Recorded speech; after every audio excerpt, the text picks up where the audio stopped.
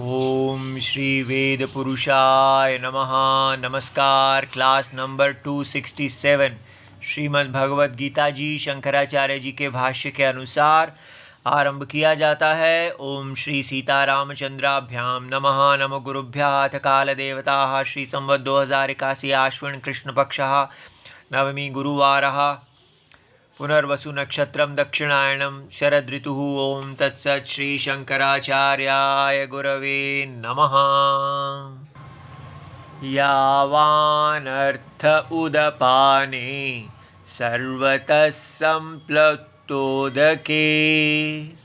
तावान् सर्वेषु वेदेषु ब्राह्मणस्य विजानतः। अध्याय नंबर 2 और श्लोक नंबर 46 श्रीमद् भगवद गीता जी और पुस्तक है Gita press Gorakhpur, book number 10 Shankaracharya ji के भाष्य वाली। अच्छा जी, आज हम इस श्लोक को देखेंगे, पर थोड़ा सा पिछले श्लोक को दृष्टि डाल लें। तो पिछला श्लोक जो है हमें वो एक बहुत ही बड़ी बात कह रहा है जिसको हमें ग्रहण करना चाहिए। वो क्या है? हम धर्म की बात जब करते हैं तो हम कहते हैं अच्छाई बुराई। धर्म माने अच्छाई और अधर्म माने बुराई। तो इसमें बुरा क्या है, गलत क्या है? यही तो ठीक होता है।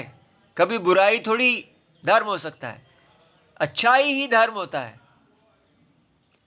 यहीं पर अगर हमने ये भगवद गीता का श्लोक समझा है तो धर्म की परिभाषा हम अच्छाई गुडनेस और अधर्म की परिभाषा बुराई बैडनेस नहीं देंगे। धर्म की परिभाषा होगी सत्यनिष्ठा और अधर्म की परिभाषा होगी असत्य निष्ठा। ये अगर आप समझ जाते हैं तो समझिए आपने अपने ऊपर बहुत बड़ा कल्याण किया है। जब हमको इसका पता चला था जीवन बदल गया।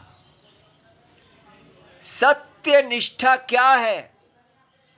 सत्य निष्ठा यही भगवान यहाँ पर कह रहे हैं कि सत्य निष्ठा जो है वो हमको प्रमाण से प्राप्त होती है। प्रमाण से, सत्य हमेशा प्रमाण द्वारा जाने जाते हैं। इसलिए हमको सत्य में प्रमाण क्या है ये बात जानना है। हमारा क्वेश्चन है, भगवद गीता साइंस है या रिलीजन है? भारत इसी प्रश्न को ही नहीं समझ पा रहा। भारत कहता है भगवद गीता साइंस नहीं, भगवद गीता रिलीजन है। और हमें पता है कि साइंस वो चीज़ है जिसको सीरियसली लेना होता है, क्योंकि साइंस वो चीज़ होती है जो सत्य निष्ठता होती है। साइंस सत्य के बारे में विद्या होती है और रिलीजन सत्य के बारे में विद्या नहीं होती। ये विश्वास की विद्या होती है। ये ऐसा कूट कूट के हम भारतीयों के दिमाग में भर गया है कि इसको निकालना जैसे असंभव है। Bhagavad Gita is not a religion. Bhagavad Gita is science. जब तक हमें ये नहीं बात समझ में आएगी कि भगवद गीता साइंस है और साइंस माने सत्य, सत्य को प्रकाशित करने वाली विद्या, और सत्य को प्रकाशित करने वाली अगर ये विद्या है, then you have to be serious। अगर सत्य का उल्लंघन किया, सबको पता है, तो विनाश होगा। सत्य के अनुसार तो चलना ही होगा।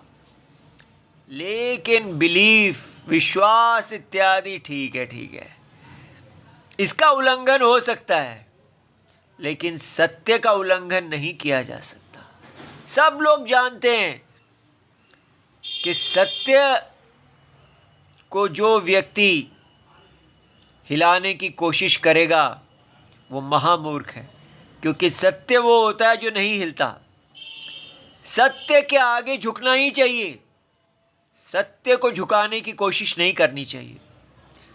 जो व्यक्ति सत्य के आगे झुकता है वो महान होता है, वो विद्वान होता है। जो व्यक्ति सत्य का विरोध करता है वो अपना नाश कर बैठता है। ये साइंस के विषय में तो हमें पता है, लेकिन रिलीजन को हम कहते हैं, रिलीजन तो ठीक है, ऐसी कहानियाँ वगैरह होती हैं, इसलिए ये सत्य ही नहीं है। क्योंकि जब हमने कह दिया ये सत्य नहीं है तो फिर हम इसको सीरियसली नहीं लेते। इस्लाम आदि लोग जो हैं वो साइंस को सीरियसली नहीं लेते, वो रिलीजन को सीरियसली लेते हैं। हिंदू और इस्लाम क्रिश्चियनिटी में क्या भेद है? हिंदू साइंस को सत्य मानते हैं और रिलीजन को असत्य मानते हैं। इस्लाम और क्रिश्चियनिटी वाले रिलीजन को सत्य मानते हैं और साइंस को हल्का फुल्का मानते हैं। ठीक है, इसलिए हिंदू मानसिकता में ही सत्यपरायणता है, लेकिन हमें ये सिखा दिया गया है कि साइंस सत्यपरायणता है और भगवत गीता साइंस नहीं है। यही गलती हुई है, यही मैकुले सिस्टम, वेस्टर्न सिस्टम ने गड़बड़ किया कि हमारा वेद, भगवत गीता वेद को साइंस का स्टेटस नहीं दिया, सत्य का स्टेटस नहीं दिया। इसलिए हम अपने ही वेद के बारे में नॉन सीरियस, हल्के फुल्के हो गए, जाने दो। और वो इस्लाम और क्रिश्चियनिटी में उल्टा है, वो अपने रिलीजन को सत्य मानते हैं, इसके लिए मरना चाहते हैं और साइंस के लिए नहीं। और हिंदू लोग साइंस के लिए अपने रिलीजन को छोड़ देंगे, लेकिन साइंस को नहीं छोड़ना चाहते, क्योंकि वो कहते हैं ये सत्य है। हिंदू कहते हैं रिलीजन साइंस के अनुसार होना चाहिए, और इस्लाम वाले कहते हैं साइंस को रिलीजन के अनुसार होना चाहिए। दोनों की मानसिकता में भेद देखो। इसलिए जब तक हिंदू ये बात नहीं समझ पाएगा कि उसकी भगवत गीता रिलीजन नहीं है, उसकी भगवत गीता साइंस है, साइंस ऑफ आत्मा, आत्मा का साइंस, आत्मा का सत्य ज्ञान, जिसको आपको सीरियसली लेना है, जिसका आप अवहेलना नहीं कर सकते, जिसके धर्म का पालन करना है, उसको ही भगवान यहाँ कह रहे हैं कि ये जो साइंस है, आत्मा की साइंस, साइंस ऑफ आत्मा, वो बताती है कि आत्मा अज्ञान विषय में त्रैगुण्य है, 3 गुणों के शरीर को धारण करने वाली ये आत्मा है। और इस 3 गुणों वाले महाशरीर के अंदर ही आप घूमते जा रहे हैं, बार बार मरना और बार बार जीना। इसलिए इसमें उच्च गतियां, इस शरीर में उच्च गति प्राप्त करने की इच्छा को छोड़ दो, त्रैगुण्य मत रहो। इस शरीर को धारण करने वाला जो परम सत्य अविनाशी आत्मा है, परमात्मा, उस परम सत्य की इच्छा करो। ये बात समझ में आ रही है बेटा? ये बातों को हल्का मत लीजिए, ये आपको बदल देंगे। आपका जीवन एकदम अलग हो जाएगा, नया हो जाएगा, सत्य अनुसारी हो जाएगा। इससे बड़ा कोई कल्याण नहीं है कि व्यक्ति जीवन में सत्य के अनुसारी हो जाए, सत्य के पीछे चलने वाला हो जाए। इसलिए ये संसार जो हमें सत्य कहा जा रहा है साइंस के द्वारा, ये सत्य नहीं है। इतना जानते ही इतर बुद्धि, जो भी सत्य के विरुद्ध बुद्धियां हैं, उसके प्रति हमारा काम समाप्त हो जाता है। जो सत्य ही नहीं है तो वो काम का विषय कैसे? ये शरीर, विराट शरीर जिसके अंदर आत्मा जन्म लेती है और मरती है, ये सत्य नहीं है, ये माया है, ये त्रैगुण्य है। इसका आत्मा सत्य है, वो निस्त्रैगुण्य है। इसको भगवान कह रहे हैं कि आपको निस्त्रैगुण्य को समझना है। निस्त्रैगुण्य से प्रेम कीजिए, त्रैगुण्य से नहीं। त्रैगुण्य की इच्छा छोड़ दीजिए, निस्त्रैगुण्य की इच्छा पकड़ लीजिए। ये श्लोक कह रहा है। अब इसके कनेक्शन में अगला श्लोक आरंभ होता है। अब भगवान एक प्रश्न रखते हैं कि सर्वेषु वेदेषु, सारा वेद क्या है? त्रैगुण्य और निस्त्रैगुण्य, दो विभाग हैं। त्रैगुण्य क्या है? सत्य अज्ञान में कैसा दिखता है, एक विराट भगवान का शरीर, उसको कहा सर्वेषु वेदेषु कर्मसु, कर्मों में, सभी वैदिक कर्मों में, यानी अनंतानि फलानि, उसमें अनंतानि फलानि, अनेक अनेक फल कहे गए हैं। यदि इसकी इच्छा करते हैं तो ये कीजिए, वो इच्छा करते हैं तो ये कीजिए, अनेक फल कहे गए हैं। अब भगवान कहते हैं यदि आपने कहा कि निस्त्रैगुण्य भव, ये सारे फल, ये स्वप्न, महास्वप्न के अंदर जितनी कामनाएं हैं, तानि न अपेक्षन्ते, उनकी कोई इच्छा नहीं है। यदि ये सारे फलों की इच्छा नहीं है तो फलों का साधन होता है कर्म। कर्म क्यों किया जाता है? कर्म फल के लिए किया जाता है। किसी से पूछो कि भाई आप कहाँ जा रहे हैं, तो कहता है मैं विद्यालय जा रहा हूँ। तो उसको विद्यालय पहुँचने की इच्छा है, तभी तो वो जा रहा है, जाने का कर्म कर रहा है। अगर उसको विद्यालय पहुंचने की इच्छा ही नहीं है तो वो चल क्यों रहा है? उससे पूछो कि आपको जाने की, नहीं मुझे तो कोई इच्छा नहीं है, तो फिर विद्यालय क्यों जा रहे हो? ठीक है, कर्म क्यों किया जाता है? कर्म में प्रवृत्ति इसलिए होती है क्योंकि फल की इच्छा है। कर्म फल का साधन है। तो कर्म को अगर हम वैदिक दृष्टि से देखें तो स्वधर्म फल का साधन है। जब व्यक्ति एक शूद्र है, वो अपने कर्म को करेगा तो उसको उस कर्म को करने से अगर उच्चता मिलती है तो वो अगले जन्म में वैश्य बन के पैदा होगा, और वैश्य जो है वो क्षत्रिय बन के पैदा होगा, क्षत्रिय ब्राह्मण बन के पैदा होगा, ब्राह्मण उच्च ब्राह्मण बन के पैदा होगा, और वो उसके बाद ब्रह्मलोक की प्राप्ति करेगा, और ब्रह्मलोक में वो क्रम मुक्ति को प्राप्त करेगा। इस प्रकार वैदिक कर्म क्रम सीक्वेंस में आपको मोक्ष की तरफ ले जा रहे हैं, आपको धीरे धीरे धीरे धीरे अंतर की तरफ ले जा रहे हैं। लेकिन हमारा ये जो क्रम सीक्वेंस में अपवर्ड मोबिलिटी और डाउनवर्ड मोबिलिटी, नीचे गिरना ऊपर जाना, इसको बोलते हैं सांप सीढ़ी। आपको पता है ये सांप सीढ़ी का खेल भारत में ही बना है। और किस लिए बना है? त्रैगुण्य संसार को दिखाने के लिए कि कैसे धर्म आपको ऊपर ले जाते हैं और अधर्म रूपी सर्प आपको नीचे गिराते हैं। तो सांप सीढ़ी का खेल जो है वो आप छोड़ दीजिए।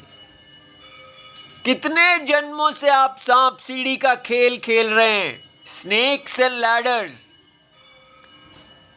उसमें खेलते रहो लेकिन बस उसी में ही घूमता रहता है व्यक्ति। तो वो जो सांप और सीढ़ी का खेल है उसको कहते हैं त्रैगुण्य। तो स्वधर्म करने से व्यक्ति त्रैगुण्य के फल को प्राप्त करता है। जैसे कहा जाए आप अपना पासा, अपना डाइस फेंकिए और उससे आप ऊपर बढ़ेंगे। अब तो मैं डाइस क्यों फेंकता हूं, पासा क्यों फेंकता हूं? ताकि मुझे उसमें ऊपर पहुंचना है, मेरे को वहां 100 नंबर तक पहुंचना है। लेकिन अगर आपने कह दिया 100 नंबर तक पहुंचने की इच्छा ही छोड़ दीजिए लेकिन डाइस फेंकते रहिए, तो ये क्या है? मैं अब डाइस को, पासे को क्यों फेंकूं जब मुझे ऊपर पहुंचने की इच्छा ही नहीं है? तो ये यहां कहा जा रहा है किमर्थम तानि ईश्वराय अनुष्ठीयन्ते। आप कह रहे हैं कर्म करते रहो लेकिन फल की इच्छा छोड़ दो। ये कैसा चीज है भाई? विद्यालय जाने की इच्छा छोड़ दूं तो फिर मैं चलूंगा क्यों? तो भगवान कह रहे हैं यहां पर यह कहा गया है किमर्थम ईश्वराय, ईश्वर के लिए मैं कर्म क्यों करूं? तो इसलिए यहां पर मनुष्य को कहा गया है त्रैगुण्य से निस्त्रैगुण्य में जाने का अर्थ है कि आप व्यक्तिगत अपनी प्रगति की इच्छा को छोड़ दीजिए, लेकिन जो विराट, जो परमेश्वर ईश्वर हैं,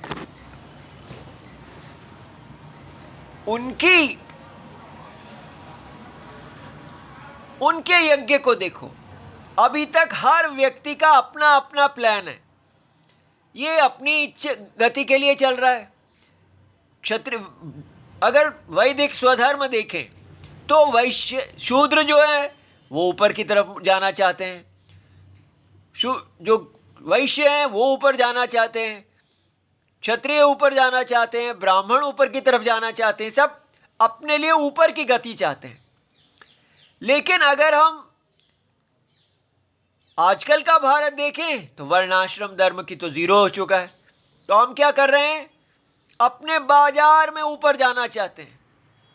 हर व्यक्ति अंबानी बनना चाहता है और अंबानी बिल गेट्स बनना चाहता है, शायद बिल गेट्स भी आगे बनना चाहते होंगे।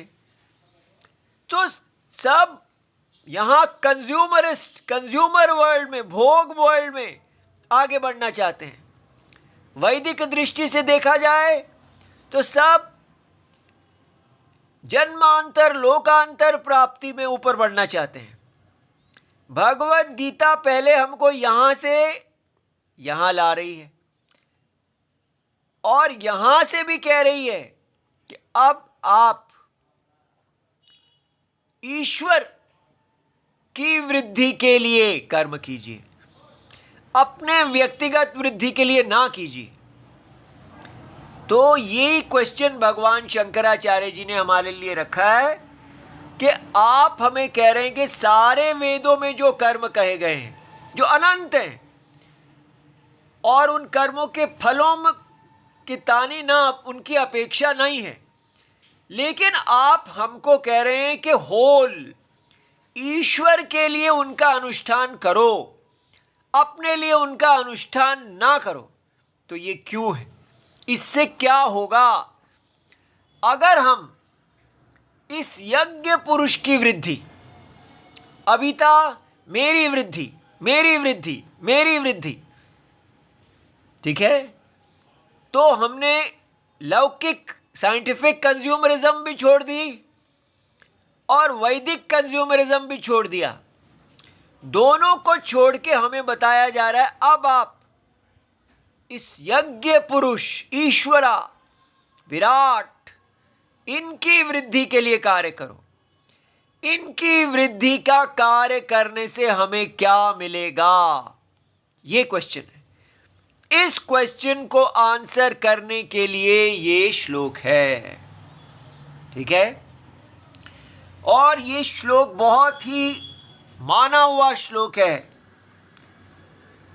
इसको बहुत ध्यान से समझना है।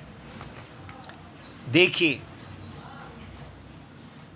यहां कहा जा रहा है, यहां से देखते हैं पहले। सर्वतः संप्लुतोदके, ऐसा समझिए कि अगर हर जगह जल ही जल हो,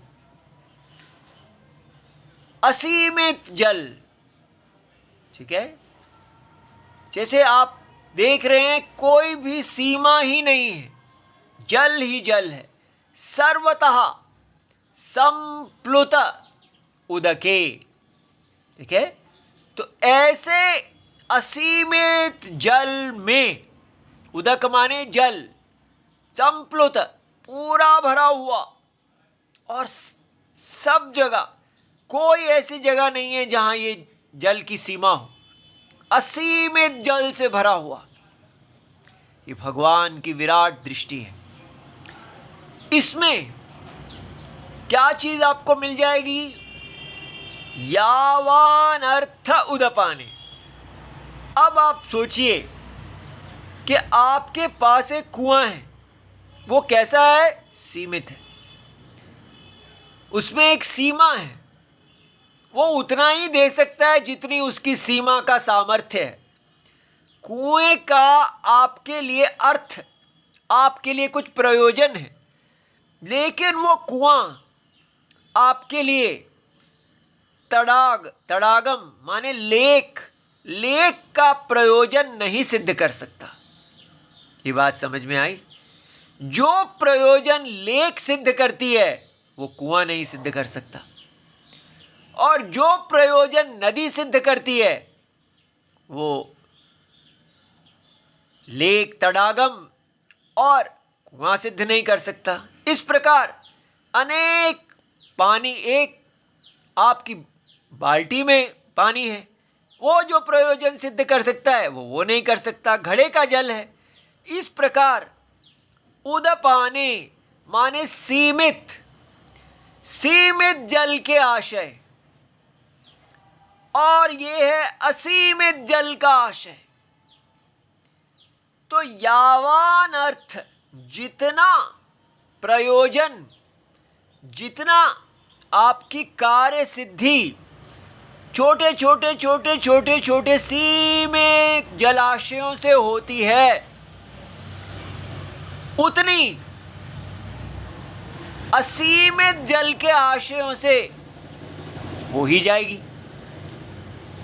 क्योंकि अगर असीमित जल है तो जो काम आप अपनी बाल्टी में भरे हुए जल से करते थे वो उससे हो जाएगा, जो कुएं के जल से करते थे वो भी उसमें हो जाएगा, जो तड़ाग लेक के जल से करते थे वो भी उसमें से हो जाएगा। तो ये बात एक वैदिक सोच है, ये बहुत गहरी है कि अनलिमिटेड और लिमिटेड, जो लिमिटेड है, सीमित है और असीमित है, ये ऐसे नहीं है कि ये रहा असीमित और ये रहा सीमित। बहुत ध्यान से देखना है।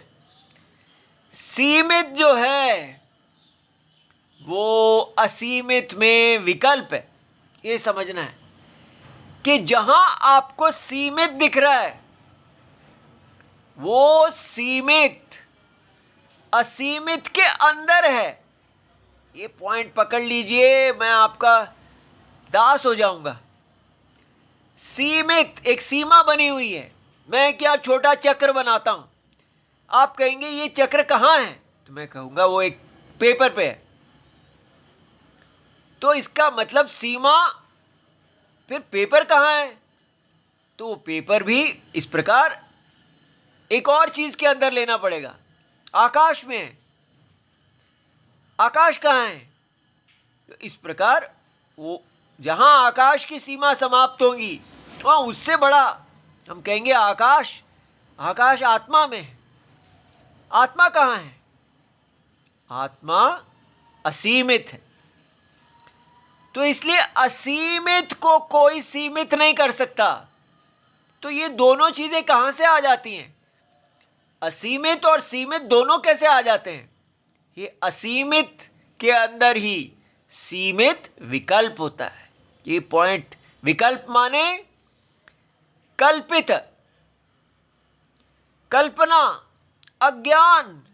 असीमित का अज्ञान नहीं होने पर, ज्ञान नहीं होने पर, इग्नोरेंस ऑफ अनलिमिटेड, जहां आपको अनलिमिटेड असीमित का अज्ञान है, वहीं पर आप उसी अनलिमिटेड को सीमित रूप में देखेंगे। तो ये जो कुआं है, बाल्टी है, ये सब असीमित जल के ही रूप हैं। एक ही असीमित जल जो है इतने रूपों में भास रहा है। इसलिए जिसको असीमित मिल जाता है तो उसको जो जो प्रयोजन, जो कुछ उसको यहां से मिलता था, वो सब इसके अंदर पहले ही है। ये बात समझ में आई? अब यही बात देखना है कि क्या दिखा रहे हैं वेद। ये हैं आप, ये भगवान का यज्ञमय शरीर है। यदि आप अपने अपने कार्य से लगे हुए हैं और आप उस प्रयोजन की सिद्धि करते हैं, सब हम अपने अपने प्रयोजन की सिद्धि कर रहे हैं, लेकिन जो ये विराट अपने प्रयोजन की सिद्धि करता है, विराट के प्रयोजन की सिद्धि के अंदर ही हमारी सिद्धि है। इसलिए अगर हम अपने प्रयोजनों को छोड़ के विराट के अंदर एक हो जाएं कि हम विराट हैं, तो क्या होगा? सारा छोटा छोटा लिमिटेड अनलिमिटेड के अंदर मिल जाएगा। ये पॉइंट देखिए कि मेरा छोटा शरीर, हर जैसे लेक अनलिमिटेड वाटर्स के अंदर है, इसी प्रकार ये छोटा शरीर अनलिमिटेड शरीर के अंदर है। यहां पर तो लिमिटेड को दिखाना, सीमा बनाई गई है केवल हमें समझाने के लिए, लेकिन भगवान के विराट शरीर का वो असीम है। अनंत मुख है उनके, अनंत भुजाएं, अनंत पैर, अनंत है, कोई अंत ही नहीं है। तो अनंत के अंदर ये शांत जो है कल्पना है। इसलिए अगर हम को ये अनंत शरीर मिल जाता है तो फिर ये जो शांत शरीर है, लिमिटेड शरीर है, इसका प्रयोजन तो अपने आप ही पूर्ण हो गया ना। जो कुछ इसमें से आपको मिलना था वो इसका मिलने से, इसके मिल जाने से तो अपने आप ही मिल गया, प्लस और कितना मिल गया?